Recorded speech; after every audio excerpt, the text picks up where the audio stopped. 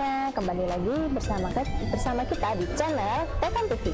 Stay safe, stay healthy, and stay connected with Tekan ID. Jangan lupa tetap patuhi protokol kesehatan ya, jaga jarak, pakai masker, dan jangan lupa cuci tangan. Kali ini Tekan TV kembali kedatangan seorang narasumber yang nggak kalah hebatnya, yaitu Pak Christian dari kantor properti Harcourt. Ya, seperti yang bisa kita lihat, Pak Christian ini sudah lama bergelut di bidang properti ya, Pak ya. Mungkin bisa diceritakan sedikit untuk para pemula yang ingin mulai berbisnis di bidang investasi properti itu harus dimulai dari mana? Mungkin bisa diceritakan juga tips-tipsnya seperti apa? Ya, gini, terima kasih atas waktunya.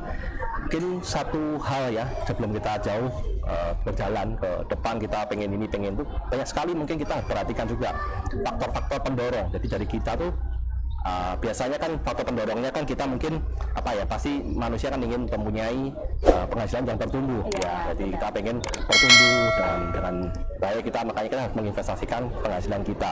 Dan juga kita juga mungkin ingin di depannya lagi waktu usia senja kita mempunyai passive income seperti itu. Jadi dan faktor yang lain yang kita harus perhatikan saat ini adalah pemerintah itu sangat mendukung sekali proses transaksi dari properti ini.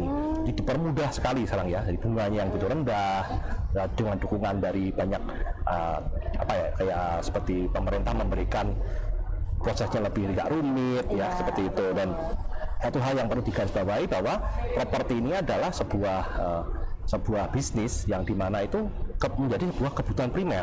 Ketika seseorang itu mulai mapan, ketika dia mulai bekerja dan punya penghasilan tetap, pastinya dia mungkin punya rumah. Jadi banyak sekali faktor-faktornya, dan pastinya yang pasti pentingnya harganya selalu naik. Betul sekali. Jadi seperti investasi properti itu nggak ada matinya ya, Pak ya? Iya, betul. Tapi memang harus diperhatikan juga mungkin ya, itu profil kita dulu ya. Kita harus tahu profil kita itu seperti apa. Bagaimana Pak cara mengukur kemampuan kita itu bisa nggak sih buat investasi properti? Ya, mungkin gini, satu hal yang mungkin harus diperhatikan itu adalah kita tuh mempunyai profil keuangan yang matang ya. Jadi karena matang itu artinya gimana? Kita mempunyai sebuah penghasilan yang tetap ya. Jadi kita mungkin sudah mempersiapkan untuk mempunyai dana darurat ya, ketika kita membutuhkan hal yang urgent, kita mempunyai keuangan yang cukup ya. Yang pasti juga kita harus ngecek juga apakah kita mempunyai hutang-hutang jangka pendek. Kalau kita nggak punya hutang jangka pendek, kita punya penghasilan tetap dan kita udah siap untuk menyisihkan penghasilan kita, nah kita mungkin bisa mulai menyicil untuk DP seperti itu. Nah, mungkin ini ada beberapa orang yang ingin membeli rumah di perumahan seperti itu ya, Pak ya. Nah kan ini ada pilihan nih biasanya di perumahan gitu, ada dari DP awal yang besar atau cicilan jangka panjang yang waktunya ya otomatis lebih lama ya.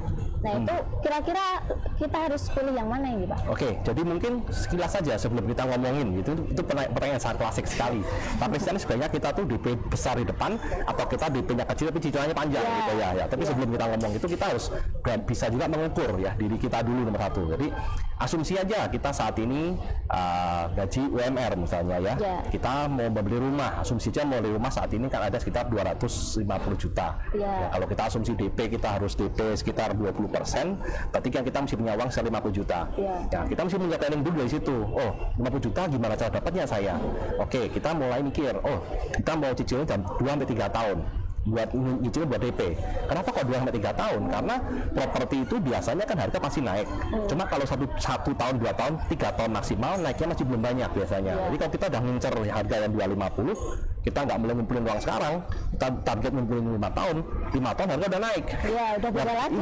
Ya, makanya dengan seperti itu kita nyiapin DP dulu. Itu yang nomor satu. Jadi kita udah bisa mengukur DP berapa kita bisa masuk. Faktanya satu hal yang kita perhatikan, DP yang besar itu artinya kita tuh mengurangi porsi dari hutang kita ya. Dari cicilannya itu tadi ya. Jadi kalau kita bisa mengukur faktor resiko kita bisa mentahu lah hasilnya kita setiap bulan tetapnya seberapa. Nah ini mungkin DP ini besar adalah opsi yang baik. Ya betul. Jadi mungkin buat yang ingin membeli rumah di perumahan seperti itu bisa dihitung-hitung dulu, disesuaikan dengan kapasitas dirinya sendiri. Dan yang penting jangan dipaksakan jika memang belum mampu. Tapi bukan berarti cicilan jangka panjang juga buruk. Ya, itu juga perlu diperhatikan. Ya, karena cicilan jangka panjang itu ada sisi baiknya juga, bahwa ketika kita mempunyai DP yang kita kekuatan DP yang nggak kuat, kita bagi jangka panjang. Tapi satu hal kita harus perhatikan, kita harus membeli properti yang sudah jadi. Nah, jadi segera bisa kita sewakan dengan harapan uang sewanya itu bisa membantu kita mengcover uang cicilannya. Nah, itu dia tips dari Pak Christian jika ingin memilih yang cicilan jangka panjang. Nah, selanjutnya selain dari segi keuangan ya Pak ya, kemudian biasanya kita juga memilih lokasi.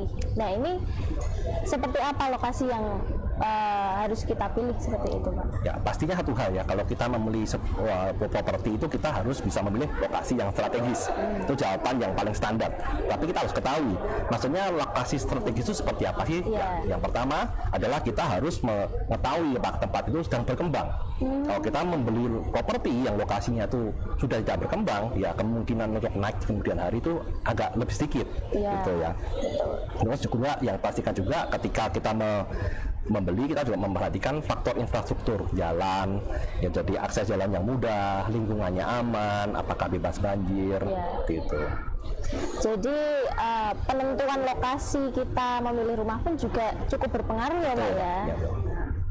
Nah, kemudian yang terakhir nih Pak nih, ada pesan-pesan nggak buat yang lagi pengen beli rumah atau investasi di bidang properti? Oh ya, ada beberapa poin ya. Yang pertama, yang kita harus bisa itu ini, kita tuh ketika mau berinvestasi properti itu atau berinvestasi apapun juga bentuknya, ya kita tuh harus menghitung investasi kita tuh dari total income kita, bukan total income kita setelah dikurangi pengeluaran. Kalau kita total income setelah pengeluaran, kita tidak pernah akan bisa berinvestasi. Nomor satu. Yang berikutnya adalah kita tuh sebelum berinvestasi properti, kita harus tahu juga tujuan kita berinvestasi itu apa. Kalau tujuannya kita mau DP kecil, jangka panjang rentalnya, kita mungkin cari bentuk mungkin apartemen, rumah udah jadi. Atau kita masih pengen, kita masih belum tahu nih buat apa, tujuannya buat apa. Oke, kita mungkin beli tanah dulu. Seperti itu.